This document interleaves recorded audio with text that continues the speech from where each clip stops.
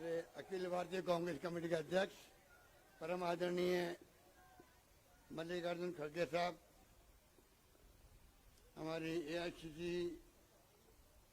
की यूपी की इंचार्ज भी रही है और आज उन्होंने जो बातें कही है, तो मैं अभी आ रहा था तो मीडिया वालों ने मुझे सब बातें बताई किस प्रकार से हम सबको इंदिरा जी की याद आती है। जो भावात्मक भाषण दिया उससे हम लोग भली भांति परिचित हैं। मंच में बैठे हुए तमाम हमारे नेतागण, भाइयों और बहनों, नौजवान साथियों, आज आपका यहाँ आना कोई मामूली ये मीटिंग नहीं है, ना मामूली धरना है। आपने आज इतिहास बनाया है। जिस रूप में देश में संविधान की ध्वजा उड़ रही है, लोकतंत्र की हत्या हो रही है और पूरा देश नहीं पूरी दुनिया वाच कर रही है आपको। हिंदुस्तान जहाँ पर महात्मा गांधी के सानिध्य में पंडित जवाहरलाल नेहरू, सरदार वल्लभ भाई पटेल, मौलाना अबुल कलाम आजाद जैसे नेताओं ने और डॉक्टर अम्बेडकर के संविधान ने इस देश को लोकतंत्र दिया, संविधान दिया और 75 साल तक हम लोग इस देश को एक रखे, अखंड रखे। इंदिरा गांधी जी की जान चली गई पर खालिस्तान नहीं बनने दिया। देश एक रहा, अखंड रहा, उनका सीना छल नहीं हो गया। राजीव गांधी जी पूरे उपमहाद्वीप में चाहते थे शांति रहे, वे शहीद हो गए। इतने बड़े त्याग बलिदान आजादी के जंग में भी हुए, आजादी के बाद में भी हुए। आजादी के वक्त में इन लोगों को क्या मालूम है जो आज टीका टिप्पणी करते हैं, मीर जाफिर कहते हैं। मीर जाफिर की तो ये लोग उस बिरादरी के हैं जिन्होंने आजादी जंग के अंदर अपनी उंगली भी नहीं कटाई। मुखबरी की अंग्रेजों की, आज वो अगर सत्ता में आए हैं तो लोकतंत्र किसने दिया देश को? जनता को माई बाप किसने बनाया? ये कांग्रेस ने बनाया, संविधान ने बनाया। ये नहीं भूलना चाहिए प्रधानमंत्री जी को। आज आप प्रधानमंत्री बने हो इस कारण बने हो। कुर्बानी हुई, त्याग हुए, बलिदान हुए, तब जाके मुल्क आजाद हुआ। कितने लोग जेलों में बंद रहे, लाठियां खाई, गोलियां खाई अंग्रेजों की। ये आपका इलाहाबाद का आनंद भवन, सवरार भवन मोतीलाल नेहरू के जमाने से ही वहीं पर बैठ के लड़ी गई आजादी की। गांधी जी वहीं रहते थे। उस परिवार का त्याग बलिदान, जो पंडित नेहरू सालों जेल में बंद रहे थे, उनके बारे में जितना कहे उतना कम है। किस प्रकार मेरे पूर्व वक्तों ने कहा, आजादी के वक्त में पहले प्रधानमंत्री बने, उनकी नीतियां, उनकी दूरदृष्टि थी कि आज देश आत्मनिर्भर है। पाकिस्तान की क्या हालात हो रही है आजकल आप सुन रहे होंगे, पढ़ते होंगे। इतना रात दिन का फर्क है इस देश के अंदर। उस परिवार के लोगों ने जो त्याग बलिदान किए वो सबके सामने हैं। उसके नौजवान साथी राहुल गांधी जो संघर्ष कर रहे हैं लगातार, और भारत जोड़ो यात्रा के बाद में, यात्रा जहाँ 1 मार्च से थी पर मैसेज उनका देश भर के हर प्रदेश के हर गांव में, हर घर में गया। मुद्दे क्या थे? महंगाई का मुद्दा था। मुद्दा क्या था? बेरोजगारी का मुद्दा है, भयंकर मुद्दा है, जानते हैं हम लोग। मुद्दा क्या था? देश में प्रेम, भाईचारा, प्यार, मोहब्बत हो, वैसे रहे, हिंसा नहीं हो। और मुद्दा था अमीर और गरीब के बीच में खाई नहीं पड़े। यही मुद्दे थे। वो विपक्षी नेता थे, उन्होंने इस प्रकार से एनडीए गवर्नमेंट को चैलेंज किया कि आप इन मुद्दों पर ध्यान दो। ये मुद्दे उद्वेलित करते हैं, पब्लिक को दुखी करते हैं, लोग परेशान हो गए हैं महंगाई, बेरोजगारी सबसे, इस माहौल से। उनके सामने का अवसर था, वो चाहते तो इन मुद्दों पर ध्यान दे करके प्रयास करते सुधार करने का। वो तो बात कहीं गई। जब यात्रा निकल रही थी और जिस प्रकार पॉपुलरिटी बढ़ रही थी राहुल गांधी की, तभी उन्होंने षड्यंत्र कर लिया किस प्रकार इस नौजवान को, इस नेता को षड्यंत्र करके किस प्रकार कमजोर करना है। और षड्यंत्र करने का इतिहास रहा हमेशा, आप जानते हैं। उसी रूप में इन्होंने जिस प्रकार से खेल खेला, जवाब दे नहीं पाए अडानी जी के ऊपर जब आरोप लगे और जो सवाल उठाए थे आपने देखे होंगे पार्लियामेंट के अंदर। 50 साल का मेरा राजनीतिक जीवन में मैंने कभी नहीं देखा कोई मुद्दा आया हो, आरोप लगे हो और नेता उसका जवाब नहीं दे। ये पहला घटना है आजादी के बाद में जिसमें प्रधानमंत्री जी आरोपों का जवाब लेने के बजाय एक नाम तक अडानी जी का नहीं ले रहे। इससे और शक पैदा हुआ देशवासियों को, और शक पैदा हो रहा है। पहला प्रधानमंत्री जवाब नहीं दे रहा है जो आरोप लगाया राहुल गांधी ने। कुछ तो कहते, बात आगे बढ़ती।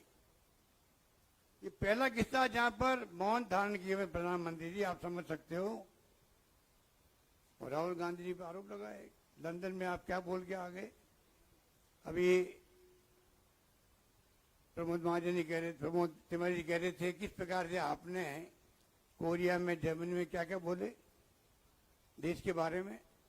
माफी तो आपको मांगनी चाहिए थी देश से, प्रधानमंत्री को माफी मांगनी चाहिए थी, और राहुल गांधी से माफी मंगवा रहे हैं। जो बातें राहुल गांधी बोल रहे हैं हिंदुस्तान के अंदर, वो बातें जाकर वहां बोली। आज इंटरनेट का जमाना है, मोबाइल का जमाना है, आप हम बैठे बात कर रहे हैं, मैं बोल रहा हूं, चाहे तो दुनिया सुन सकती इसको।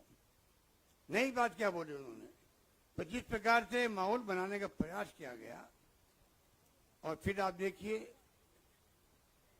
उन्होंने कहा मुझे बोलने का मौका दो, मेरे ऊपर आरोप लगे, मैं खुद पार्लियामेंट में रहा हूं, नियम है पार्लियामेंट का, भाई आप कम से कम मेरे ऊपर आरोप लगाए, आपने सबने हाउस में हाउस चलने दिया, आरोप लगाए गए, मैं जवाब देना चाहता हूं।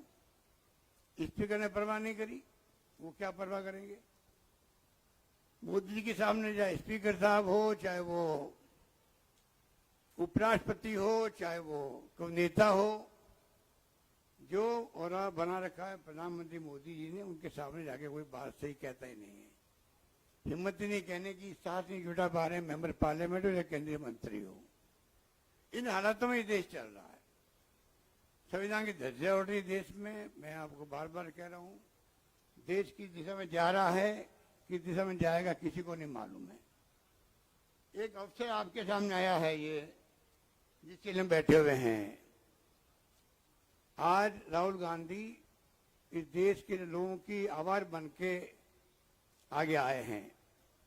कल जो उन्होंने प्रेस कॉन्फ्रेंस की, अगर आप उसको सुन लेंगे यूट्यूब के अंदर, अगर आपने नहीं सुना है तो कृपा करके जाके सुन लीजिए, आपको लाइन मिल जाएगी आगे आने वाले वक्त में हमें किस दिशा में जाना है, क्या करना है, क्या चुनौती हमारे सामने हैं। उन्होंने अपनी बात कह दी, उन्होंने देश के सामने अपना एजेंडा रख दिया है कि मुझे चिंता नहीं कि मैं पार्लियामेंट के अंदर हूं या बाहर रहूं। मुझे देश ने सब कुछ दिया है, प्यार दिया है, मोहब्बत दी है, आशीर्वाद दिया है। मैं चाहूंगा देश में लोकतंत्र की रक्षा के लिए मैं रुकने वाला नहीं हूं, मैं लगातार बोलूंगा, चाहे अडानी जी हो चाहे नरेंद्र मोदी जी हो। उन्होंने हमें एक मैसेज दे दिया है।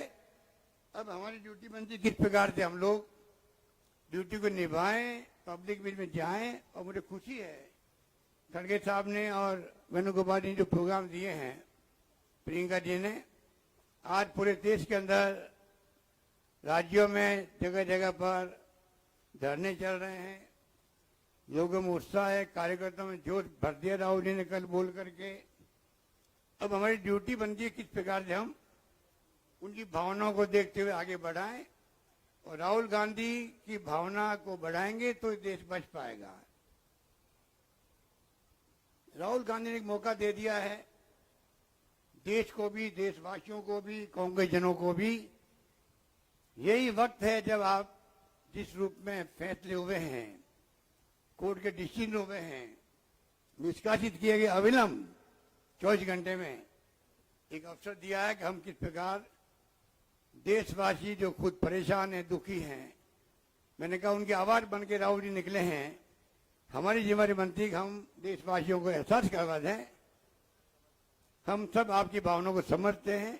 राहुल गांधी के नेतृत्व में हम लोग आगे बढ़ेंगे, मुकाबला करेंगे, और देश में कैसे लोकतंत्र कायम रहे, मजबूत रहे, जो सपना देखा था हमारे नेताओं ने, उसमें हम सफल होंगे। ये हमारा संकल्प होना चाहिए। ओबीसी की बात की गई। ये प्रयोग मैं आपको कहना चाहूंगा, ये प्रयोग प्रियंका जी मैं एक बात कहना, प्रियंका जी एक बात सुनो, मैं एक बात कहना चाह रहा था। ये नरेंद्र मोदी जी ने प्रयोग किया था गुजरात के अंदर, जब राहुल जी गांधी जी कैंपेन कर रहे थे 17 के अंदर चुनाव में, तब एक प्रयोग किया था, मुझे नीच कह दिया। जब चुनाव में हारी थी पार्टी, वहां पर गुजरात चुनाव हारे थे वो लोग, आखिरी हत्या के रूप में उन्होंने कहा मुझे कांग्रेस नेता ने नीच कह दिया है। देखो भाइयों और बहनों, मैं नीच हूं क्योंकि मैं ओबीसी का हूं। ये तो शक्ति सिंह ज्यादा बताएंगे आपको किस रूप में उन्होंने गेम पलटने के लिए क्या क्या बातें बोली। वो भ्रम जेपी नड्डा जी को हुआ है, उनके नेताओं को, इसलिए जानबूझ करके परसों उन्होंने तय किया है आने वाले 6 अप्रैल से हम लोग अभियान चलाएंगे ओबीसी के बीच में। राहुल गांधी ने ओबीसी के नेता की बेइज्जती कर दी है। वो राहुल जी ने बेइज्जती कहाँ कर दी? वो ओबीसी के लोग हैं जो भाग के गए हैं, नीरव मोदी हो चाहे ललित मोदी हो, ओबीसी के लोग हैं वो। तो भी बताइए, उनका बचा रहे हो, चोरों को बचा रहे हो और कह रहे हो राहुल गांधी ने बेइज्जती कर दी ओबीसी की। आप समझ रहे, जो गुजरात में प्ले कार्ड खेला था उन्होंने, वो कार्ड खेलना चाहते देश के अंदर।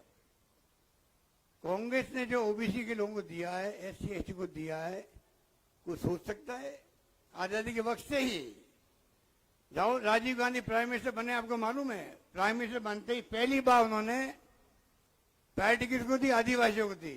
पूरे देश भर के अंदर वो उड़ीसा में, मध्य प्रदेश में, गुजरात में, राजस्थान के आदिवासी क्षेत्र में गए बताने के लिए मेरी पार्टी सबसे गरीब आदमी, जो महात्मा गांधी ने कहा था, ये उन्होंने किया था।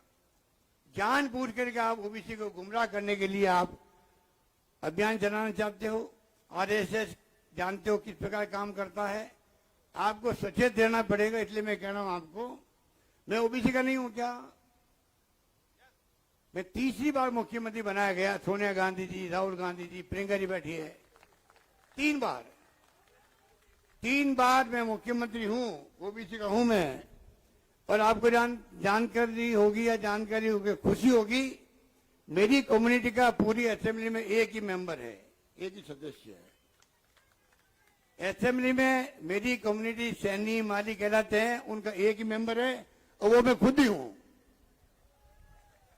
बता दीजिए आप, एक है वो मैं खुद हूं, तो मुख्यमंत्री बनता हूं बार बार। इससे बड़ा क्या हो सकता है मैसेज ओबीसी के लिए? बगैर साहब ओबीसी के नहीं है क्या छत्तीसगढ़ के मुख्यमंत्री? किस मुंह से बात करते हैं, किस मुंह से लोगों को भड़काने के लिए पूरे देश में निकल रहे हैं लोग, चुनाव आ रहे हैं कर्नाटक के अंदर। ये ऐसे खतरनाक लोग हैं, इनका कोई विश्वास नहीं लोकतंत्र के अंदर। ये फासिस्टी लोग हैं, खाली जो है मुकुटा पहने हुए लोकतंत्र का चुनाव जीतने के लिए। ये आपको हमको समझना पड़ेगा, मुकाबला करना पड़ेगा। इसलिए मैंने कहा आज आपने आके अपना इतिहास बनाया, खुद का ही बनाया है। ऐसी मीटिंगें बार बार नहीं होती है। आज चुनौती है कांग्रेस के सामने, देश के सामने, मुकाबला करें राहुल गांधी जी। इसलिए यहाँ पर धरना दिया गया है महात्मा गांधी की समाधि पर। उसमें हम सबका भाग लेना, आप सबका, हम सबका भाग लेना, अपना आप में एक इतिहास बनाना होता है। तो मैं आपको ये आह्वान करना चाहूंगा और आपके माध्यम से सभी लोगों को, देशवासियों को भी, इस खतरे को नहीं पहचाना तो बाद में कुछ नहीं होगा, कुछ भी नहीं होगा। ये मौका है सबक सिखाने का। जनता समझ गई है, राहुल गांधी जी को निष्कासित करते ही देश में माहौल आक्रोश भरा पैदा हुआ है। अच्छे अच्छे लोग जो कांग्रेस साथ नहीं थे वो भी ही चर्चा कर रहे हैं, ये कैसे कर दिया मोदी जी और उनके लोगों ने। इस घटना को किसी ने लायक नहीं किया देश के अंदर। मैं समझता हूं कि देश को, देशवासियों को बताने का, समझाने का ये मौका हमारे सामने है। उनका दिल जीतने के लिए हमको संकल्प करके जाना पड़ेगा। यही बात करता हूं, मैं अपनी बात समाप्त करता हूं। धन्यवाद, जय हिंद।